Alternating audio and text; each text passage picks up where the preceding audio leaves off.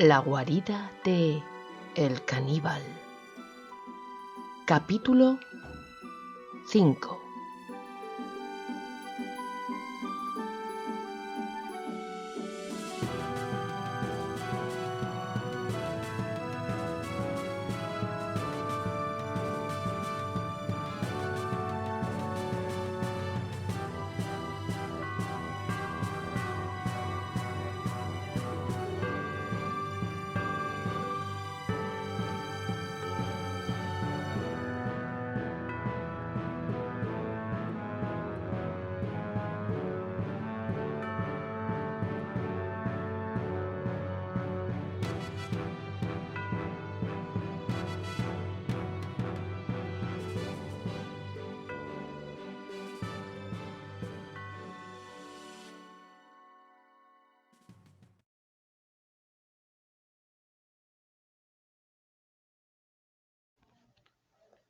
(1524) La guarida del caníbal. Lamentos dolorosos, gritos y quejidos, llantos, alaridos, súplicas. Temur estaba dando rienda suelta a su perversa y malsana sed de carne viva de mujer. Nadie decía nada. Solo 4 mujeres jóvenes en su salón de placeres y el caníbal emitían sonidos. Se escuchaban golpes desde los corredores desiertos, pero los gritos no iban a ningún lado, no traspasarían jamás aquellos muros. Tal y como se producían los lamentos y los golpes, asimismo, las paredes absorbían el sonido y lo transformaban en secreto silencio. El harén parecía acalmado. El vacío se llenaba y se mezclaba con el sol, y la suave y cálida brisa que provenía de las colinas que rodeaban la ciudad del valle esparcía un aroma a jazmín, azahares y especias. El harén estaba mudo, y ese silencio, rasgado por estremecedores lamentos de dolor, se despeñaba en un vacío inmenso y profundo. El miedo envolvía el ambiente como lo hacían los perfumes naturales que el viento movía azarosamente por todas las estancias. Mientras el silencio reinaba en aquel portentoso palacete de mármol blanco, los zigzagueantes jardines ofrecían una barrera natural sin igual en un perímetro de más de 400 metros a la redonda del alcázar de sultán que Temur había construido en pleno Bakhchisaray, un centro político y comercial de Crimea, donde se abastecía sobradamente con todos los placeres materiales que su ajado cuerpo y su inmundo espíritu necesitaban. Sus espléndidas relaciones con el sultán Solimán I, como principal proveedor de mujeres para su harén, bien le habían valido las cacerías y los meses de correrías por Europa. La mismísima mujer de Solimán era la bella Roxelana, la esclava de Rogatín, que regaló en perfecto estado para más placer del sultán. Ahora él ya no comandaba las incursiones por Europa para recolectar hembras. Ahora tenía su propio harén, en el que disfrutaba de las mujeres más bellas para destrozarlas a dentelladas. Otto tenía amigos hasta en el infierno, y allí, en el mismísimo reinado del mayor de los sádicos que la tierra ha visto nacer, un proveedor cristiano hacía las veces de espía por una buena cantidad de oro. Pérfido era aquel que se había convertido en confidente, pero no había que temer traición, pues ningún riesgo corría en relatar cómo eran las instalaciones y accesos principales. Era campesino, Era ganadero y comerciante y sirvió durante años a Temür. Pero un día cualquiera, el caníbal saboreó la carne de una comida cualquiera y sentenció que era de un sabor nauseabundo. «Yo no puedo comer inmundicias. Quiero la mejor carne de Crimea», gritó enfadado y sentenció al ganadero. Un profundo odio nació en este. Arruinada su reputación de inmediato, como juego de dominó, dejó de tener quien comprara sus productos por culpa de la mala lengua del monstruo del Palacio Blanco, y en cuanto tuvo su oportunidad vendió sus conocimientos sobre la mansión de mármol que Temür había construido en su propio honor. Las entradas eran pocas y estaban vigiladas por tártaros guerreros y negros gigantes traídos de las profundidades de África. Abastecerse de una guardia personal implacable no le fue nada difícil, pues nadaba en abundancia y podía pagar esclavos fornidos. Él mismo realizaba la supervisión de su entrenamiento. Él mismo había diseñado las defensas de su guarida, de la que comenzó a no salir conforme su estado físico y mental parecía adentrarse en un pozo de maldad perversa sin límites. Las murallas exteriores que rodeaban el palacete tenían por delante un foso que Temür mantenía lleno de agua que desviaba del lago Heinz, que formaba parte de su extensa propiedad y que abastecía también a toda la infraestructura. Una extensa red de túneles había sido construida para su uso personal, porque en lugar de construir hacia el cielo torres altas puntiagudas o grandes atalayas desde las que contemplar el horizonte, Temür profanó el subsuelo, porque era de su agrado vivir en penumbras, humedades y mazmorras enterradas. Una suerte de laberinto subterráneo daba acceso a las zonas superiores del palacio, donde acogía a las visitas cuando se presentaban, pero esto era cada vez menos frecuente y prácticamente eran visitas relacionadas con sus negocios de carne humana. El caníbal tenía un gran harén y se decía que se comía a sus mujeres cuando envejecían y a los niños que éstas a veces parían. No se le conocía heredero y era del todo imposible que no hubiera engendrado hijos. La tortura física y mental era su pasatiempo favorito, y si una esclava entraba a formar parte del harén, ya no saldría de allí con vida. Una negra sombra de crueldad, vicios infames, atrocidades y horrores se cernió sobre aquel espúreo palacio, y las buenas lenguas decían que se realizaban rituales depravados en los bajos del palacio del sádico.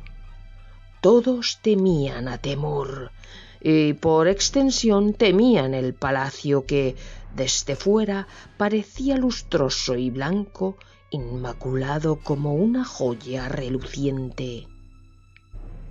Otto habló largamente con Sonia durante su viaje, la estaba mentalizando. Se enfrentaban a un verdadero malvado, un demonio en la tierra, un ser capaz de las más atroces acciones. Ambos debían llegar al palacio del sádico sin ser vistos. Y esto era algo realmente difícil. Era una fortaleza inexpugnable y primero debían pasar la frontera hasta la península de Crimea. Tras una semana de viaje a caballo, ambos los vendieron a unos faranduleros que viajaban para ofrecer espectáculos en la península a cambio de hacerse pasar por uno de ellos. Entrar sin levantar sospechas era fundamental, y aquellos cómicos destartalados parecían cualquier cosa menos peligrosos. pero además nadie sospechaba de ellos, porque simplemente eran un anciano y su joven hijo, buscándose la vida de ciudad en ciudad. Una vez en Bakhchisarai contactaron con el mercader, Kasán de nombre, Inquina su apellido, que esperaba mayores recompensas por haber traído, como si de su propia mercancía se tratara, desde el norte de Europa, las armas de ambos guerreros, que para él eran una bendición del cielo. Las calamidades económicas que estaba sufriendo se verían más que paliadas con la satisfacción de ver vengada tan ruin afrenta.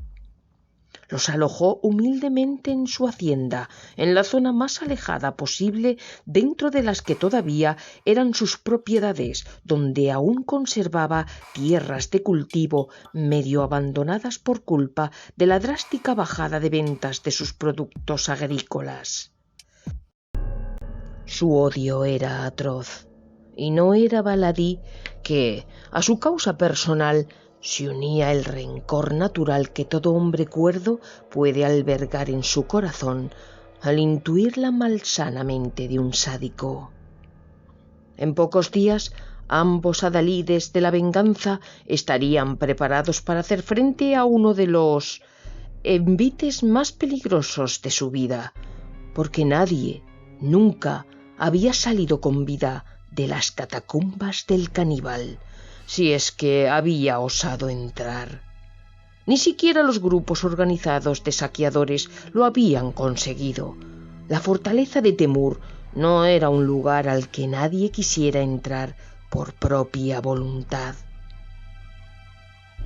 La preparación era ardua, pues Kasán el mercader tenía conocimiento de las zonas generales por las que se accedía para abastecer al palacete: la puerta trasera, la entrada al almacén, las cocinas, las antesalas de la entrada posterior, el gran porche que daba a las zonas donde los criados tenían sus habitaciones. A mano izquierda sabía que la guarida personal de Temür tenía la sala de armas, y cerca las cuadras, y más allá los dormitorios de los guerreros tártaros, siendo las últimas salas las más abandonadas, las de los guardianes africanos. Pero no conocía y tampoco sabía de nadie que lo supiera con certeza el resto de laberínticos recovecos y pasadizos que bajo la casona había ido horadando el sádico para esconder sus sacrílegos vicios. Necesitaban saber, al menos, si la vigilancia era tan extrema como los lugareños pensaban. Kasán pudo contactar con quien ahora estaba suministrando los pocos víveres que el caníbal adquiría por entonces. Estaba claro que los muros exteriores podían ser escalados fácilmente por ambos, pero no sabían que se encontrarían al otro lado. El comerciante fue interrogado de forma casual por Kasán, haciéndose el encontradizo un día cualquiera. ¿Sigues suministrando a ese perverso tus viandas, Abdul?, preguntó al proveedor. Ahí voy, amigo, no sé por cuánto tiempo, hasta que su hocico se tuerza, amigo, le contestó. ¿Y cómo van las cosas por allá? ¿Sigue siendo todo tan hostil como yo lo recuerdo? No quiero que corra la voz, pero me da escalofríos aquel nido de víboras. Las cosas van a peor. La vieja cocinera está cada vez más enajenada. Sus ojos parecen sin vida y no sé qué inmundicias cocina, pero cada día me pide cosas más extrañas. El viejo Temür, según cuenta su propia guardia de negros, es cada vez más excéntrico. Además, no se fía de nadie y por nada los castiga cruelmente, encerrándolos durante días en agujeros cavados por ellos mismos en la tierra, sin comida ni bebida. Le confesó, acercándose y hablándole en voz baja al oído. Cuentan que está loco de remate, que pasa las horas divirtiéndose con las mujeres. Cada día las trae más hermosas y jóvenes. Nadie quiere estar por allí cuando monta sus orgías sangrientas. No sé cuánto tiempo voy a seguir acudiendo, pero paga bien. A mí me aterraba pensar en esas pobres mujeres encerradas allí abajo. ¿Qué hará con ellas? ¿Dónde las encerrará? No quiero pensarlo.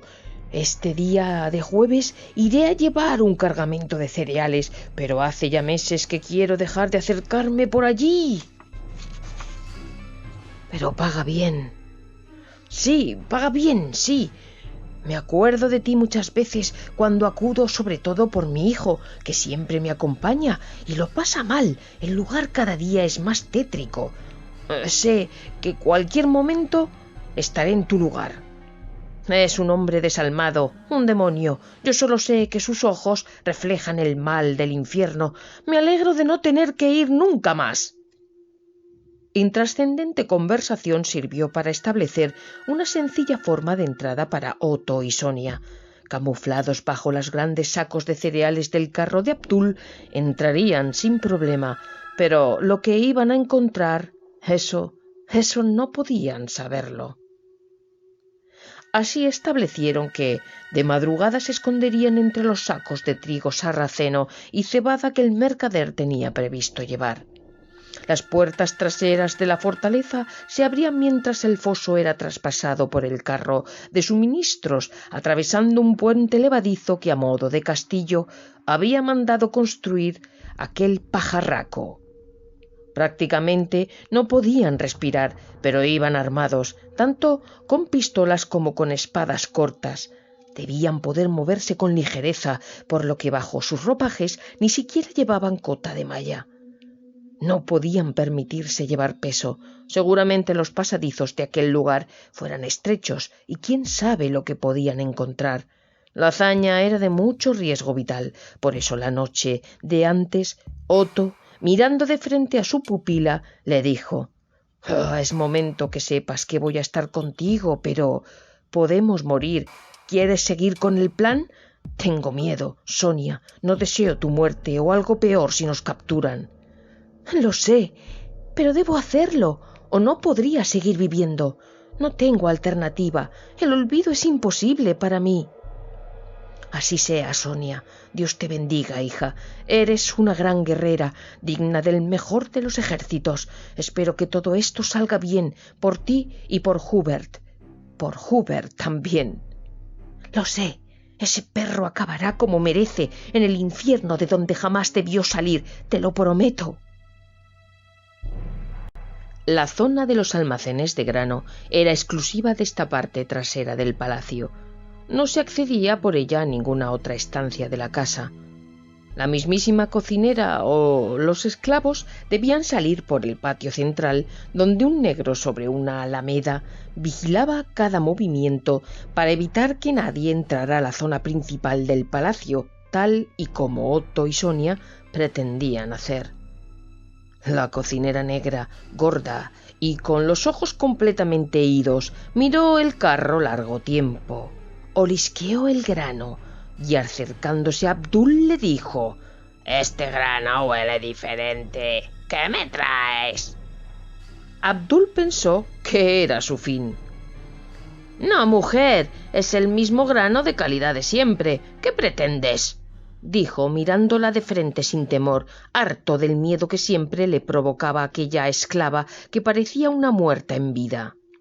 La mujer sonrió mostrando los mismos dientes amarillos y afilados de su amo.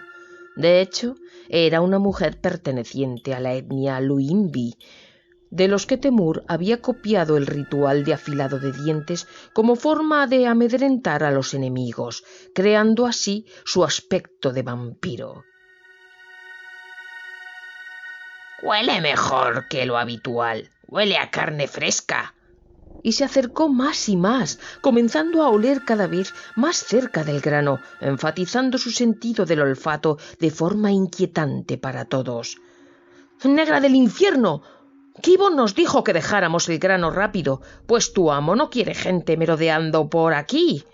¿Nos dejas descargarlo?» La negra, con cara de malas pulgas, lo miró de frente y soltó: «Pasad, pero a mí no me vuelvas a insultar.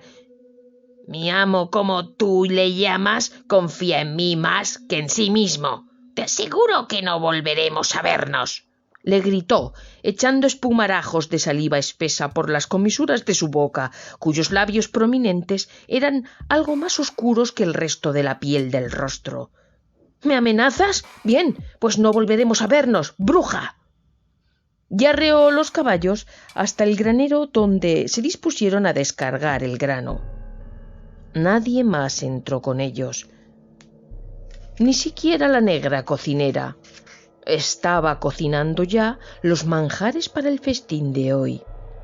Temür preparaba un día especial. Nadie sabía que era su cumpleaños porque nadie lo amaba, y así él mismo celebraba sus aniversarios ofreciéndose bacanales orgías de carne fresca. En este caso, unas cuantas muchachas de origen asiático, las que a él más le gustaban por ser realmente dóciles. El granero, adyacente a la gran cocina, tenía una gran puerta de entrada por donde pasaban los carruajes sin ningún problema, pero estaba cerrado a cualquier otra posibilidad de salida. Así es que les sería del todo imposible salir por otro lado que no fuera esa misma puerta principal. Padre e hijo desmontaron y comenzaron a sacar los sacos. Al llegar a la zona más profunda del carro, el hijo vio a los dos hombres. Un sudor frío le recorrió el cuerpo. Esto era lo que olía la negra. El joven de ojos azules intensos le hizo una seña. Le pidió que guardara silencio. Ambos llevaban armas, cosa que lo aterrorizó más aún si cabe. Su padre y él serían acusados de traición y serían ejecutados allí mismo. El más viejo se le acercó. —Joven, si no nos delatas, nadie sabrá que hemos entrado en tu carro. Si no, tendremos que mataros a ti y a tu padre. Bajad la carga como si nada y marchad rápidamente en paz. Nuestra misión nos incumbe. Venimos a por el caníbal. El joven miró hacia donde estaba su padre, arreglando los sacos de trigo y cebada. No les contestó, pero su gesto fue de asentimiento. Estaba tan asustado que, a pesar de que no sabía quiénes eran esos dos hombres, sabía que mucho peor era que la negra o algún esclavo los viera salir de su carro. Escondidos uno a uno tras su figura, que arrastraba un par de sacos de avena en una carreta, los ocultó en una zona más alejada del granero. Su padre lo miró unos segundos y le advirtió que esa zona no era la mejor, que el grano se mojaría si las lluvias arreciaban en algún momento. El hijo lo miró con espanto. Abdul supo que algo grave pasaba y se acercó. —¿Qué tienes, hijo? —le preguntó mirándolo a los negros ojos. —Padre, no me siento bien, vayámonos cuanto antes, por favor —le contestó a punto de vomitar, blanco y tembloroso. El padre miró a su alrededor. —Es este lugar, hijo. Este lugar es malsano. Descarguemos todo y vayámonos cuanto antes —contestó. Descargándolo todo, el hijo se repuso un poco. Salieron como alma que lleva el diablo, sin despedirse de nadie, ni de la cocinera bruja, ni de los dos negros apostados en la primera entrada, ni de los 4 que merodeaban agazapados en la entrada principal posterior del recinto. El puente levadizo bajaba lento. El hijo del comerciante sudaba profusamente. No veía el momento de salir de aquel horrible lugar. Por fin pasaron lentos el puente de madera que atravesaba el foso de aguas profundas repletas de lodos negros. Al salir, Abdul miró a su hijo. Este lloraba profusamente y le dijo: «Padre, padre, por favor, no volvamos jamás». No tenía intención. Vi a los dos hombres, hijo. No sé sus intenciones, pero nosotros no volveremos jamás. El carro se alejó pasado el mediodía, con el sol en el cenit, despacio, chirriante, y jamás volvería a realizar ese recorrido.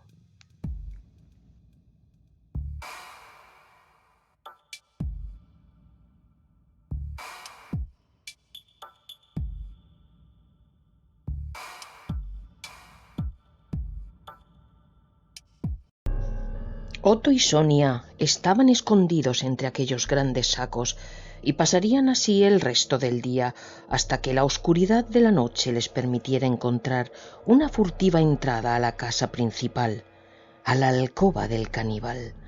Sonia, en su escondite, comenzó a recordar a aquel demonio horrible que le arrebató todo en su más tierna infancia. Sus ojos abiertos, centelleantes, despiertos, miraban la oscuridad que comenzaba a reinar en el lugar. Pero estaban viendo algo. Veía la escena repetida de su pequeño hermano Yura, zarandeado hasta la muerte, de su hermano Luca, al que Temur arrancó de cuajo el brazo en el que portaba la daga que ella acariciaba ahora en su bota derecha. Veía claramente a su padre, de espaldas a ella, y cómo la punta de una gran espada aparecía abriendo su espalda, haciendo que borbotones de sangre roja mancharan las ropas, impregnándolas rápidamente y salpicando el suelo de arena y polvo de la entrada al hogar. Olía los caballos sudorosos, escuchaba los lamentos animales de su madre agarrada al cuerpo de Luca. Sonia recordó todo, con pelos y señales. Era la primera vez que recordaba con tal nitidez la escena completa, y recordó la cara del caníbal, riendo y mostrándole sus dientes, acercando su boca pestosa que mordía el aire en signo de amenaza hacia ella. Otto se dio cuenta de que la muchacha había entrado en trance. Los recuerdos son poderosos. El pasado es un acicate para el presente. Los muertos son los seres que más peso tienen en la vida de una persona. Y pensó que habían hecho bien. Debían acabar con aquel despreciable ser que solo traía dolor y maldad a este mundo.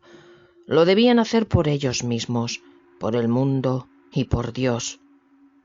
La noche llegó pronto, como deseosa de que se desencadenaran los acontecimientos que estaban a punto de acaecer. Dos negros cerraron las puertas desde afuera, sin siquiera entrar, por lo que no podían salir por la única salida del granero. Pero no contaban con esa salida, no eran tan ingenuos.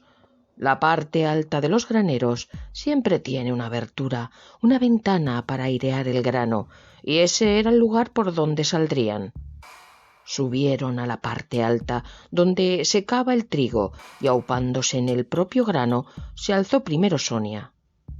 Al otro lado estaba el tejado que daba a la gran cocina. Un poco más allá había un negro vigilando. Estaba bien atento, pero miraba más allá de los jardines, hacia el exterior del recinto. Sigilosamente, como una pantera, sin hacer ningún ruido, la guerrera, ataviada con ropas oscuras, sabiendo que no debía ser vista, se acercó por detrás mientras Otto vigilaba su retaguardia para evitar que algún otro vigía pudiera percatarse de su presencia. Sonia saltó como un felino sobre las espaldas del negro que, al no esperar un ataque, no pudo reaccionar. La mujer le tapó con su mano izquierda la boca y la nariz, al mismo tiempo que le atravesaba el gaznate con su daga, rompiendo su faringe y su tráquea. Desde mitad del cuello hacia adelante, desgarrando los tejidos de un solo golpe y dejándolo muerto y sin voz a un mismo tiempo. Pero no lo dejó caer. Lo depositó suavemente en el suelo para evitar el sonoro golpe que podía dar un cuerpo tan voluminoso al caer. Acto seguido fueron saltando al siguiente tejado.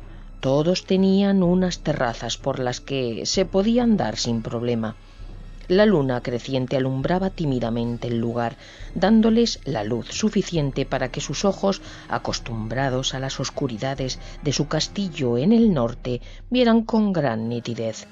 Sus pasos eran seguros, pues conocían el recinto de forma general por las indicaciones que les había proporcionado Kazan. Lo que no sabían era qué tipo de vigilancia existía, ni cómo estaban dispuestas ni las habitaciones ni las salas interiores, y mucho menos los laberínticos subterráneos. De pronto escucharon un grito de mujer. Unos golpes contundentes hicieron vibrar una sala que estaba bajo sus pies. Sonia y Otto eran sigilosos y escalaban como si de primates en una selva se tratara. Se apostaron en una vidriera. La sala interior estaba adornada con azulejos blancos y azules que formaban hermosos mosaicos y se veían sombras moverse proyectadas por las lumbres de los candeleros apostados en el centro de la sala. La negra cocinera andaba de un lado a otro de la habitación, muy atareada, rezando algo en una lengua incomprensible y movía sus manos con aspavientos convulsivos que carecían de sentido. En una de las manos llevaba una especie de cazo de barro. La seguían con la mirada, absortos. Dio pasos cortitos, saltando juguetona para acercarse al fondo de la sala, y entonces lo vieron. Había 4 mujeres jóvenes, casi niñas, vestidas con unos mantos blancos, asustadas, más bien horrorizadas, todas asiáticas. La vieja y gorda cocinera reía y seguía emitiendo sus cánticos grotescos. Las 4 estaban atadas de pies y manos. La cocinera se acercó a la primera, que gritaba espantada, mientras ésta reía y reía de forma extraña, como si formara parte de aquel cántico estremecedor. Y repentinamente le arrancó la ropa, dejando su cuerpo desnudo a la vista. Un cuerpo de piel blanca y una delicadeza exquisita. La negra abría los ojos con placer. Con el cuenco dio de beber hasta hacerla rebosar por la boca aquel mejunje que llenaba el recipiente. Nadie más había en la sala. Los esclavos esperaban fuera de la habitación donde se estaba realizando el ritual de preparación de las mujeres para deleite del caníbal. Con el sobrante potingue embadurnó todo el cuerpo de la joven, haciendo especial hincapié en los pechos, axilas e ingles. La joven comenzó a mostrar en su rostro muecas extrañas. Aquello debía tener alguna especie de droga alucinógena que las volvía dóciles a la par que experimentaban todo tipo de alucinaciones. La negra cocinera comenzó el mismo ritual con la segunda mujer, pero ni rastro de Temur. Siguieron hacia adelante por los tejados. Pensaron que el viejo caníbal estaría preparándose para su noche de orgía en alguna estancia adyacente, pero en ninguna de ellas parecía encontrarse aquel demonio. Sin embargo, no habían mirado bien, porque hasta al ojo más inquisitivo se le hubiera pasado su figura. En las sombras, observando todo el proceso, extasiado y hambriento, oculto en la zona más oscura de la sala de rituales, estaba él, sentado en el suelo, ataviado con una sotana de capucha negra que lo hacía invisible en las sombras. Si Sonia hubiera mirado bien, habría reconocido sus dientes. Solo sus dientes se veían, rodeados de oscuridad.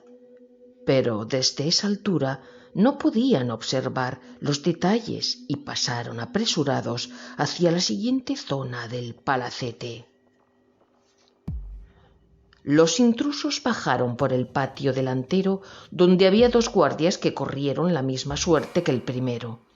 Eran hombres grandes y fornidos, pero al fin y al cabo no dejaban de ser esclavos que guardaban las puertas sin demasiada pasión y con mucho tedio. Una vez en el interior se dieron cuenta de que aquello estaba totalmente desabastecido de vigilancia. Anduvieron por una sala amplia, limpia y ricamente amueblada, con cortinajes de seda traslúcida en los ventanales que caían delicadamente sobre unos divanes que recorrían todo el lugar. Acto seguido pasaron un arco que unía esta primera zona con un ancho pasillo en el que se observaban varias bifurcaciones, 2 de las cuales daban entrada a salas de diverso uso, con zonas centrales débilmente alumbradas. De las otras 2, en el lado opuesto, una daba a un hermoso patio interior con una fuente central donde el agua corría briosa. Olía a azahar intensamente y el aire estaba húmedo por el agua que fluía de la fuente central. La otra estaba cerrada con pestillo. Otto intentó abrirlo, pero le fue imposible. De repente escucharon pasos. Ambos se introdujeron en el patio de la fuente, al lado de la entrada cerrada que se percataron daba acceso a los subterráneos. Escuchaban gemidos de mujer. La negra seguía con su letanía macabra. Una comitiva se paró frente a la puerta cerrada unos segundos. Escucharon cómo los cerrojos cedían y la puerta pesada de metal chirriaba en sus goznes. Pasaron despacio, las mujeres gemían con lamentos extraños. Un olor nauseabundo impregnaba el recorrido tras la macabra procesión. Otto y Sonia salieron de su escondite y aprovecharon la entrada abierta que la cocinera, al hacer pasar a aquellas esclavas, dejó tras de sí sin cerrar. Quizá iba a salir nuevamente, o eso pensaron ambos.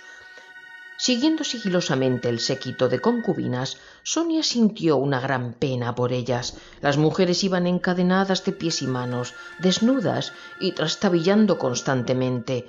Sus cuerpos estaban macerados con la pócima de la vieja bruja. Al resplandor de algunas antorchas se podía ver mejor la piel enrojecida de sus nalgas. Parecía que las habían fustigado.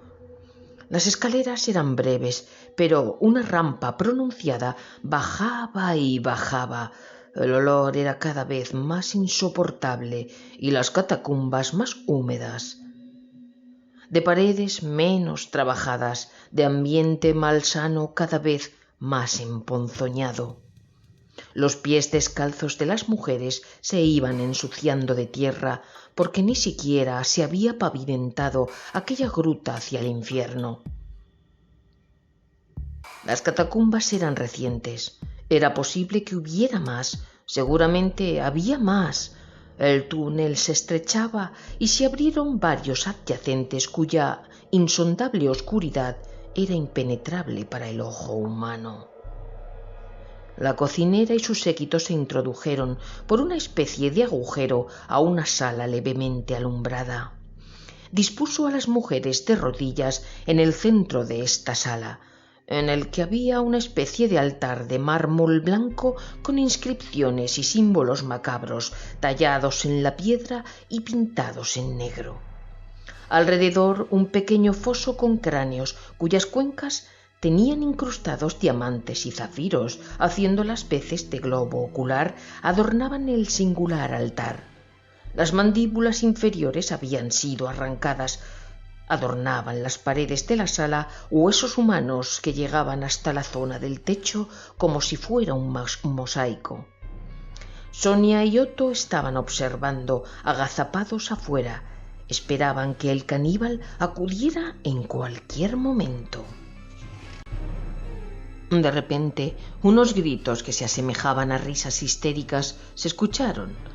Provenían de los otros dos túneles. No había luz. No veían qué había, pero algo se movía en los conductos oscuros. Ambos se prepararon para el inminente ataque. Dispusieron sus espadas a la espera de encontrar a algún negro guerrero, pero nada de eso ocurrió. Despacio asomó una criatura extraña y contrahecha, a cuatro patas, de melenas desgreñadas, una especie de ser humanoide con las manos en hueso, cuyas uñas eran garras negras. Se paró unos metros delante de ellos. Otto la miró asombrado. Era una especie de demonio, estaba seguro. El ser levantó la cabeza mostrando una cara huesuda cuya boca, desgarrada a ambos lados de la mandíbula, mostraba una lengua colgando y cuyos ojos desorbitados, enloquecidos, presagiaban un ataque furibundo. Pero la sorpresa fue que detrás de ésta había más, muchos engendros más. Y lo más horrible es que eran capaces de andar por paredes y techo con la misma habilidad que por el suelo. Y desde atrás, mucho más atrás, una risa conocida para Sonia retumbó en los túneles. Ahora sí, Ahora sí era Temur. La cocinera, riendo desde el interior de la sala, se había desposeído de sus ropas y bailaba burlona ante las jovencitas casi desmayadas que la seguían con sus miradas perdidas. Otto advirtió: «¡Es una trampa! ¡Nos ha descubierto!». Sonia no contestó, y con ambas espadas comenzaron a decapitar y desmembrar a aquellas bestias humanoides que, echando espuma por sus bocas, saltaban sobre ellos desde cualquier flanco. Eran muchísimas. Ambos se apresuraron a resguardar sus espaldas, dejando la entrada a la sala, donde la cocinera seguía riendo y danzando con sus lorzas palpitantes al aire, a un lado. La negra, desenfrenada, reía y reía como poseída. Una bestia demoníaca saltó sobre Sonia, desgarrando su cuello de un certero bocado, pero ésta no se inmutó y, sacando diestramente su daga del cinto, atravesó el cuello de la alimaña, que cayó desplomada al suelo. Entonces la vio. La luz del interior de la sala de rituales le daba en pleno rostro. Era una joven.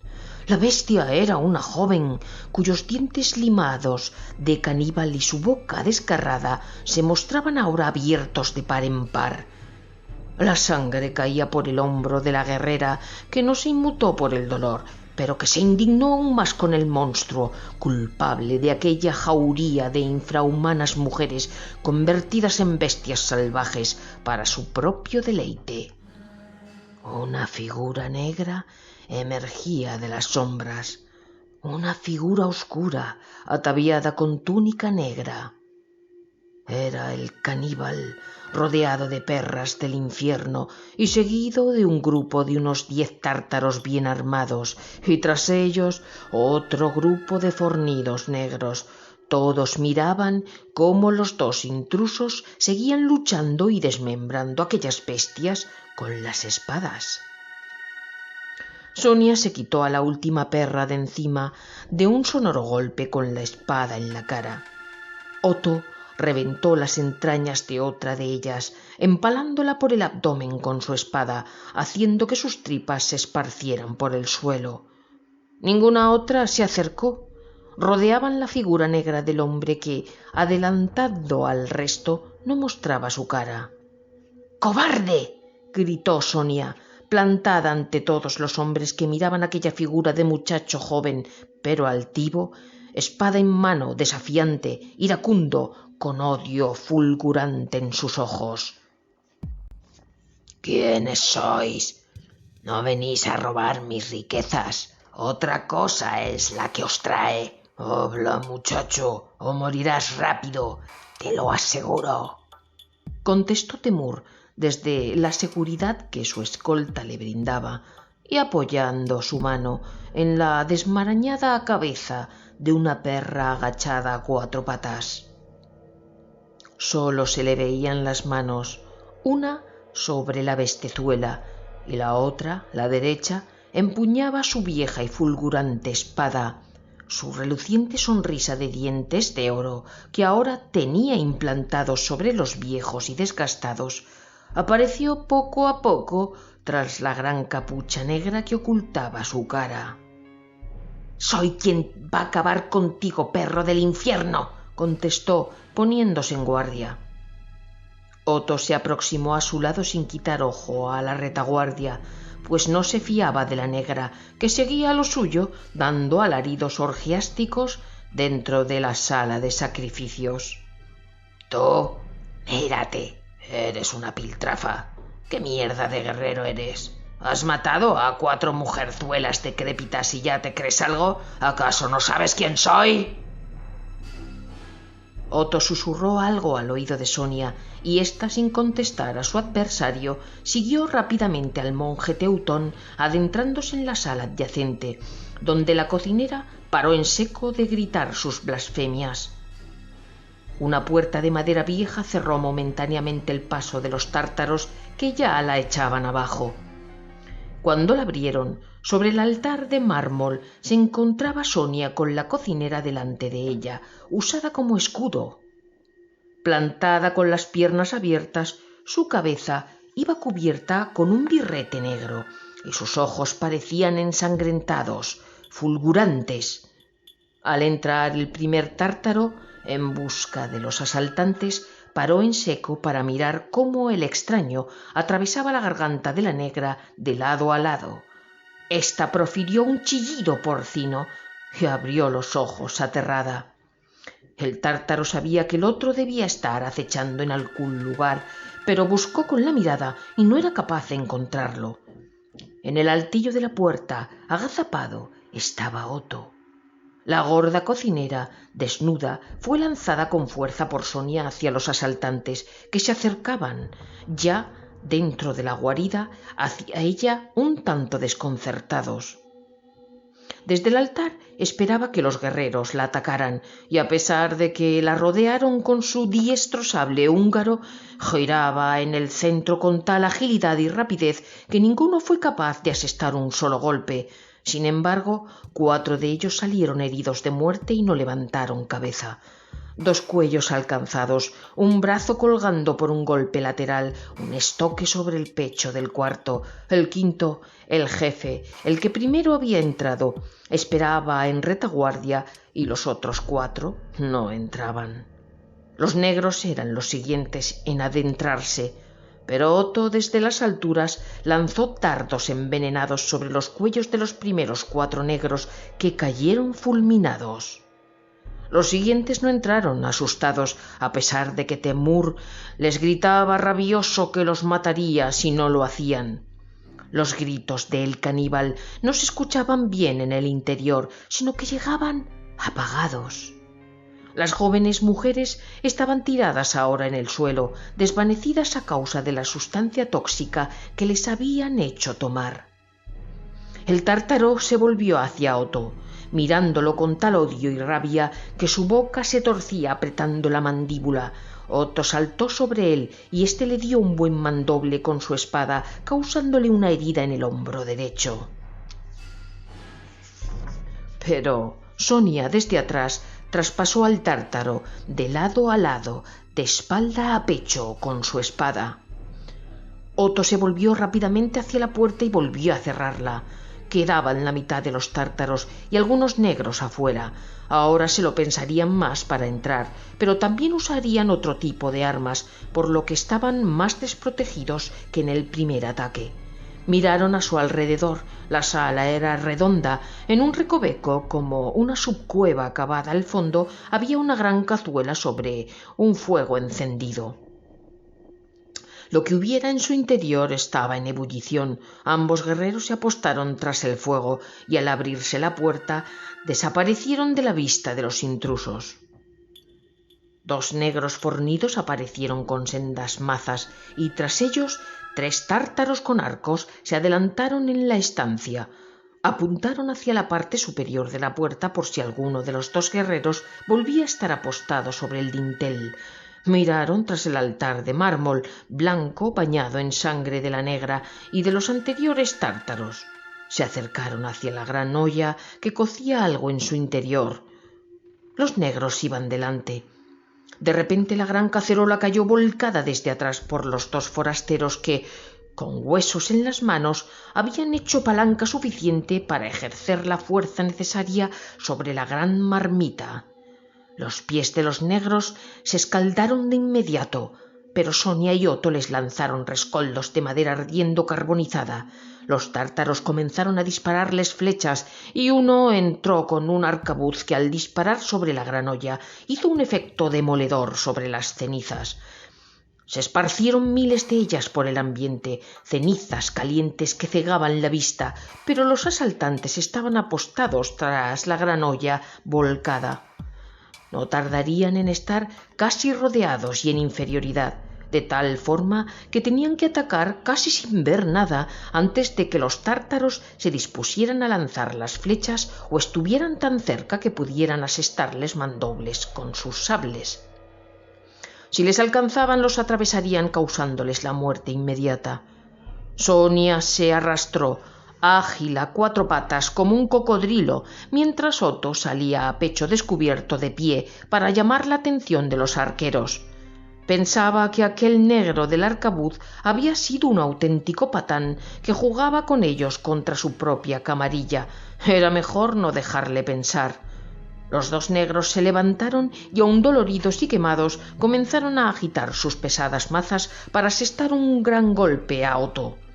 Pero Sonia se había escabullido hacia el altar y, rodeándolo, se plantó de pie tras los tártaros arqueros y, con su espada tomada por ambas manos en posición de ataque, con pie derecho posado delante, sesgó la cabeza del primero, giró y se agachó amputando la mano izquierda del segundo, que se volvía hacia ella en ese momento, y saltó sobre su otra pierna haciendo un paso cambiado, como si de un baile cosaco se tratara, asestando un tercer y certero golpe con todo su peso sobre el hombro del tercero, que ya se disponía a atacar con su propia espada.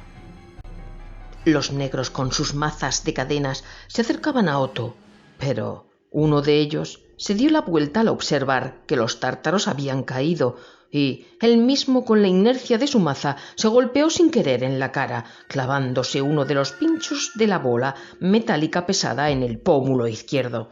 El otro se mantuvo firme mirando hacia Otto, agitando su maza al aire con destreza. Sin poder defenderse más que por la zona superior, Sonia se lanzó contra el gigantón con las piernas por delante, derribándolo con todo su peso, haciéndole soltar la maza sin siquiera haberla utilizado. Entonces ambos sacaron sus pistolas y, con 2 tiros certeros, derribaron a los negros que quedaban en la entrada. Las detonaciones de las armas de pólvora hicieron retumbar la sala. Desde adentro, el exterior de los túneles se veía oscuro. El caníbal iba a escapar. No podían permitirlo. Otto estaba herido, pero aguantaba el dolor y podía empuñar su espada. Cargaron sus pistolas de nuevo antes de adentrarse en la oscuridad de los túneles subterráneos. Ahora venía la peor parte. El caníbal estaba en su terreno y sabían que aquellos túneles estarían repletos de trampas y quizás de guerreros apostados en la oscuridad. El negro derribado los miraba quieto, miraba su maza, miraba las espadas diseminadas de los tártaros y de otros negros. Entonces, sin que nadie lo esperara, una de las muchachas que estaba cerca de él cogió una espada de tártaro cercana y, con todas sus fuerzas, de pie, tras el negro sentado que pensaba qué hacer, le asestó un golpe sobre la cabeza. La espada quedó encajada en el cráneo del gigante y éste, con la mirada perdida, cayó bruscamente hacia atrás. La mujer asiática, desnuda, se tiró al suelo llorando desconsolada y arrodillada, con su piel blanca embadurnada del potingue de la vieja bruja. Otto se acercó. Casi todas dormían profundamente. Enseguida las liberó con la llave que la cocinera guardaba entre sus ropas y le dijo a la muchacha que cuando despertaran debían tomar el pasillo recto hasta llegar a las escaleras cortas que llevaban hacia la parte de arriba del palacio, donde podrían vestirse y huir. La llave de la puerta de entrada estaba en el manojo que la leal cocinera guardaba, pero Sonia lo apremiaba sin fijarse en las muchachas, pues pensó que lo vital era acabar con Temur. ¡Se les escapaba! Sonia, el demonio nos aguarda afuera. Debemos ser cuidadosos. Estos túneles pueden ser profundos, extensos, repletos de trampas, y no sabemos nada sobre ellos. Salgamos con las mujeres afuera, es lo más prudente. Ve con ellas, yo lo encontraré. No, por Dios, no te dejaré sola. Estás herido, ve con ellas. No, te digo. Las mujeres iban despertando. Contemplaban la gran cantidad de hombres de Temur muertos, desmembrados por el suelo. La gorda cocinera que las había estado alimentando con ponzoñas y preparando para la orgía y ritual del caníbal, muerta, despanzurrada con la garganta abierta sobre el blanco altar. Miraron hacia los 2 hombres en la entrada por la que asomaban restos, trozos, miembros amputados de las mujeres araña, como ellas las conocían. mujeres que en sus tiempos fueron humanas como ellas, pero que a base de torturas físicas y mentales acabaron convirtiéndose en secuaces del monstruo come carne.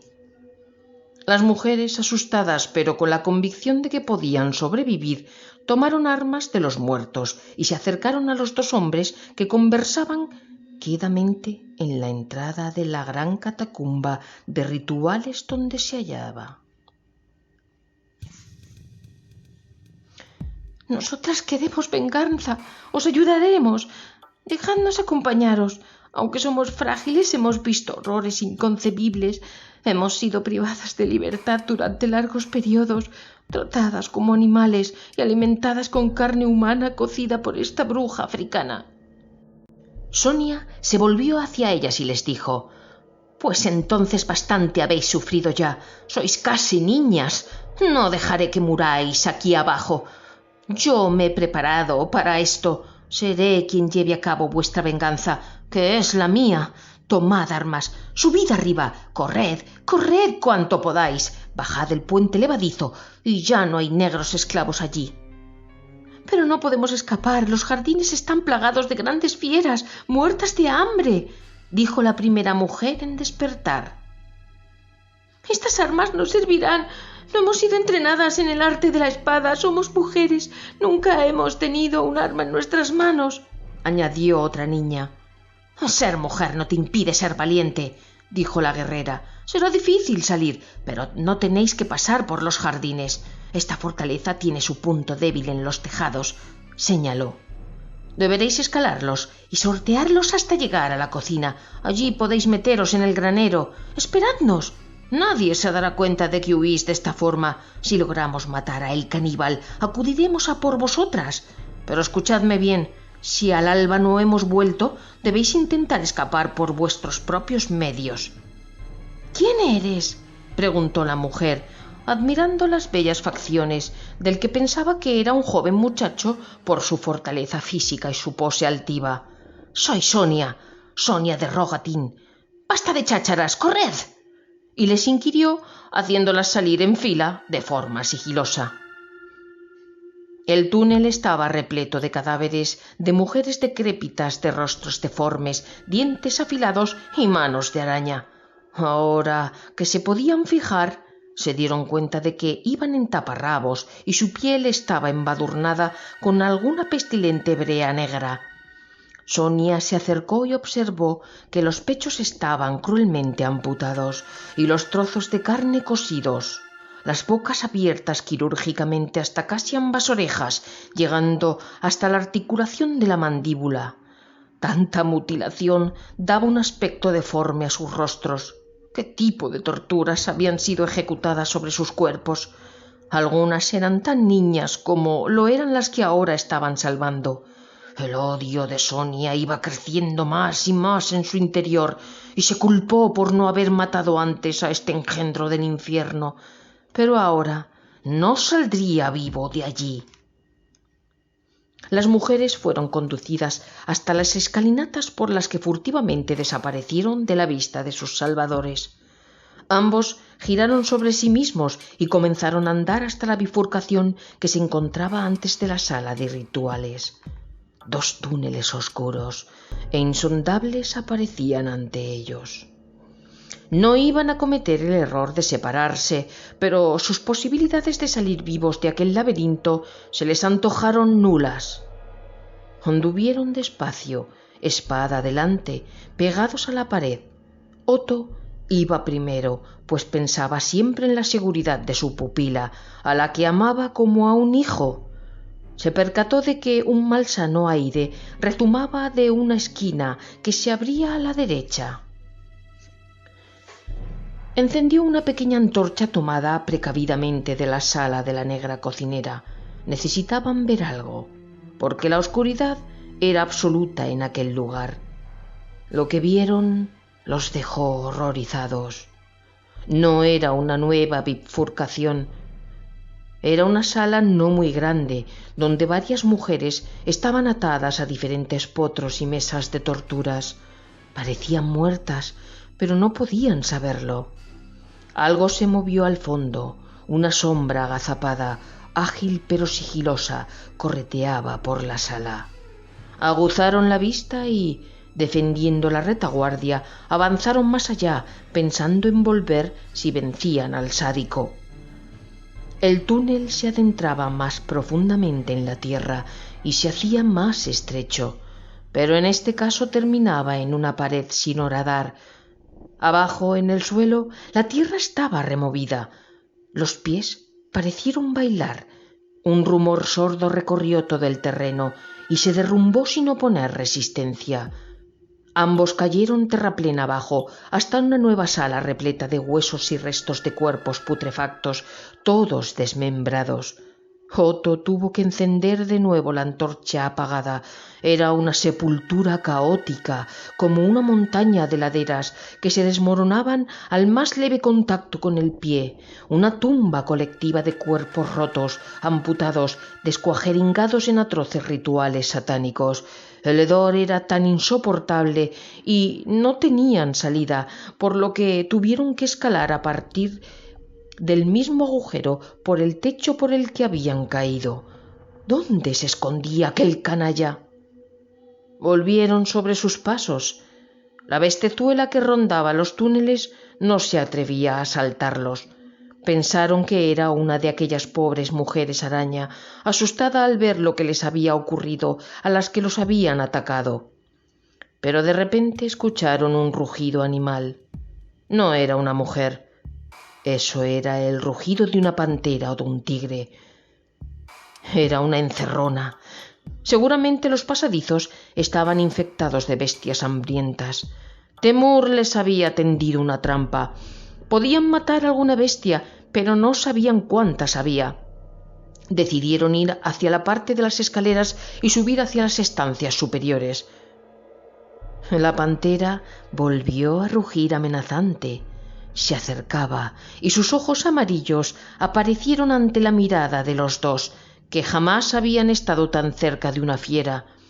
Pero Otto no iba a esperar que los atacara sin más. El hombre sacó su cerbatana y rápidamente alcanzó con un dardo venenoso la frente del animal. Sin embargo, detrás de este hambriento depredador había muchos más.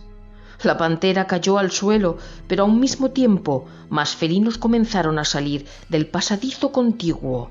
Seguramente los estaban dejando salir de algún recinto donde los mantenían encerrados. Ambos comenzaron a correr perseguidos por los felinos. Un gran tigre que pegaba dentelladas a los demás felinos, grandes y fuertes, corpulentos y ávidos, alcanzó una pierna de Otto. Este lanzó un grito. «¡Escapa! ¡Escapa, por Dios!» y sacando su espada se defendió de la marea de fieras que lo atacaban. Sonia tuvo un momento de indecisión, pero giró rápidamente sobre sí misma y subió velozmente las escaleras, abriendo la puerta del salón y cerrándola tras de sí. Aún se podía escuchar a Otto blandiendo su espada y a los felinos rugir ante él en una lucha desesperada por comer. Y allí estaba, delante de ella, en la gran sala iluminada delicadamente con candiles en lo alto. Las bellas muchachas habían sido capturadas de nuevo y miraban a Sonia avergonzadas. Varios tártaros las mantenían de nuevo inmovilizadas con grilletes. Dos negros se apostaban en la puerta de salida hacia el exterior. Solamente la puerta de al lado, que daba al patio interior, le servía de posible vía de escape, pero no era su intención escapar. «¿Quién eres?», volvió a preguntar. Sonia miró hacia las mujeres. Su espada estaba lista, pero de repente la introdujo en su funda y parecía dispuesta a hablar con el caníbal. Sus dos pistolas cargadas al cinto, pero bajo la levita. Su daga dispuesta para ser usada hábilmente en la bota derecha. En realidad no iba a conversar. Sabía bien cómo se las gastaba el malvado Temur y lo miró a los ojos sonriendo. De ambos lados de su cinto sacó con rapidez ambas armas de pólvora, escondidas bajo la ligera levita, y tumbó a 2 de los tártaros que se situaban como escoltas del sanguinario Temur. Este se dispuso a recibirla con su espada en posición defensiva, la misma espada con la que, años antes, ensartó al padre de Sonia y cortó el brazo de su hermano Luca. Pero ahora las cosas habían cambiado. Sonia sacó su espada, tras lanzar ambas pistolas a los lados, y se enfrentó al demonio de frente. Los aceros resonaron en el gran corredor, sonidos metálicos que retumbaban en los oídos de los que todavía quedaban guareciéndose por los siniestros pasillos de aquella guarida infernal. Un tártaro se dispuso a atacarla por la espalda, mientras Temur diestramente le lanzaba un mandoble lateral hacia la mano para cortarla de un solo golpe. Pero Sonia saltó de forma acrobática hacia un lado, moviendo todo su cuerpo en el aire. Su figura se arqueó y en el mismo movimiento, aún suspendida, giró hacia el tártaro cuya espada se alzaba para atizarle un golpe por su retaguardia, pero se topó con la cimitarra de su amo, hundiéndosele en el hombro mortalmente. Sonia cayó en posición defensiva. El caníbal soltó la espada. Le costaba sacarla del cuerpo del tártaro muerto, pero giró sobre su propio cuerpo sonriendo, haciendo volar sus ropajes por el aire al desprenderse de ellos y mostrándose en taparrabos, sacando al tiempo 2 espadas cortas, una a cada mano. Los negros guardaban a las mujeres, pero sintieron que debían ayudar a su amo. Sin embargo, las mujeres, viendo la desventaja de Sonia, decidieron actuar. Con sus propias cadenas se colgaron sobre uno de los negros, ahorcándolo desde atrás. Este llevaba una espada, pero la soltó para intentar zafarse de las cadenas alrededor del cuello. Su fuerza descomunal remolcaba a las 4 mujeres que, unidas por las cadenas, fueron arrastradas con fuerza. El negro cogió como pudo las cadenas que pendían de su cuello y giró violentamente, haciendo volar por los aires a 2 de ellas, que se golpearon con violencia las cabezas contra las paredes. Pero una de ellas estaba montada en su grupa, apretando más y más las cadenas sobre el cuello, y otra, arrastrada por el suelo, se interpuso involuntariamente en su camino, haciéndolo trastabillar y caer, propinándose un gran golpe en el mentón sobre el pavimento de azulejos. El negro convulsionaba. La escena era grotesca, pero nadie miró porque el otro negro, viendo a su amo en apuros, se dirigió violentamente con un grito profundo y salvaje sobre Sonia. Temur se acercó a ella con ambas espadas, aprovechando el refuerzo que su esclavo le ofrecía, mientras ella con la suya mantenía la posición y la distancia. Entonces la puerta del subterráneo se abrió. La figura de Otto de pie apareció. La cara estaba destrozada por las mordeduras y apenas podía mantenerse en pie, pero tras él un gran tigre y varias panteras negras aún vivas se lanzaron sobre el negro. Temur alcanzó la puerta adyacente y se metió en el patio interior de la fuente. Sonia miró fugazmente a Otto, pero supo que estaba muerto, porque cayó de rodillas al suelo mirándola con una sonrisa en la boca. La guerrera saltó sobre las fieras que se zampaban al negro en el suelo, gritando todavía de dolor por los grandes zarpazos y dentelladas que le propinaban, y entró detrás del perro tártaro que ya la esperaba tras la puerta. Saltó sobre ella con ambas espadas en sus hábiles manos y alcanzó su hombro. Pero ella se esperaba a este ataque y, agachándose de manera súbita, asestó un golpe violento con su espada en la pierna derecha de Temur. Sin embargo, ni se inmutó y contraatacó saltando sobre ella de nuevo, dispuesto a atravesar su cuerpo con ambas espadas. Sonia se adelantó a este gesto, lanzándose al suelo, rodando por la superficie, y cuando estaba boca arriba sobre sus espaldas, Temur, sabiéndose ganador, se abalanzó sobre ella. Sonia lanzó su espada por los aires con todas sus fuerzas, que eran muchas, acostumbrada a arrastrar y lanzar piedras en sus entrenamientos, y con ambos brazos contra el demonio. Asestó un golpe duro que el infernal tártaro soportó con estoicismo antes de seguir hacia el ágil y desconocido combatiente. Sonriente, Temur se sentía dispuesto a terminar con aquel guerrero, ágil como una pantera pero vulnerable al fin y al cabo. Sonia se alzó de un salto, sus piernas se tensaron hacia atrás, se puso en cuclillas sin más movimiento que la fuerza de sus cuádriceps. Temur pensó que se levantaba y de nuevo en un ágil movimiento de espadas le asestó un nuevo doble mandoble que quedó en el aire, porque aquella fiera se revolvió por debajo del taimado, de forma que con su daga en mano cortó los genitales del guerrero, arrancándolos de manera desigual mientras se escabullía por debajo de sus piernas. La aguerrida se lanzó inmediatamente del suelo, de manera que el demonio tártaro quedó de espaldas a ella, y volviéndose daga en mano, Sonia desandó lentamente la corta distancia que la separaba de su enemigo hasta ponerse enfrente del caníbal, que emitió un gemido de auténtico dolor por primera vez en su vida. La sangre chorreaba desde sus genitales, que colgaban destrozados por sus piernas temblorosas. El rojo líquido caía, goteando directamente desde sus impúdicas partes hasta el suelo, formando un charco oscuro y carmesí, que el tártaro miró asustado. Temur volvió su torva mirada hacia aquel que lo había conseguido vencer y soltó ambas espadas, derrotado, arrodillándose ante él. Entonces Sonia se quitó el cobertor que tapaba su cabeza y una melena corta y roja, centelleante, apareció bañada por los primeros rayos del sol ante la atónita mirada del tártaro, que no se creía lo que veía. La mujer se arrancó la negra levita que cubría su cuerpo, mostrando todo su orgullo ante aquella bestia inmunda.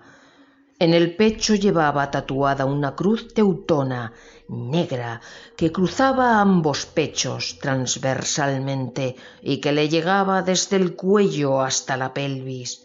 La sangre que brotaba de la herida del cuello que la mujer araña le había provocado resbalaba por su pecho, seca y coagulada, y se asemejaba a una serpiente bermeja enroscada en una de las aspas de la cruz. O eso le pareció a Temur. «Soy Sonia de Rohatyn y voy a mandarte al infierno del que nunca debiste salir, perro». Con su daga dorada en mano, dando simplemente 2 pasos, alcanzó la cabeza del tártaro, que ya no parecía amenazante, sino un viejo decrépito y débil. Lo agarró por la cabellera, de pelo todavía negro, con el puño izquierdo, y le cortó el cuello, alzando su cabeza para que la mirara a los ojos mientras moría. Aquel fulgor azul e infinito fue lo último que el caníbal vio en su vida.